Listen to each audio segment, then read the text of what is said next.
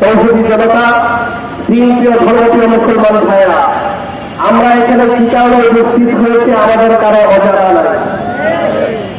আমি এখন আপনাদের সামনে দুটো কথা বলে নিয়ে যাব।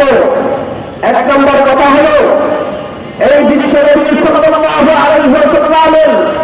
অবমাননার শাস্তি কোন সরকারের কাছে আমরা চাই না।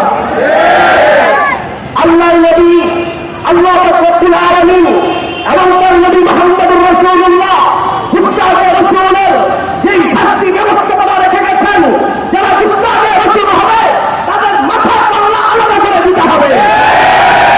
সম্মানিত উপস্থিতি, এক ঘোষণা দিয়েছেন আমাদের সরদার সাইয়্যিদুনা হযরত আবু বকর রাদিয়াল্লাহু তাআলা আনহু, যিনি সাহাবীদের মধ্যে সবচেয়ে আলা, যিনি মুসলমানদের মধ্যে সবচেয়ে আলা, সবচেয়ে নরম, তিনিও গুস্তাখে রাসূলকে ছাড়বেন না।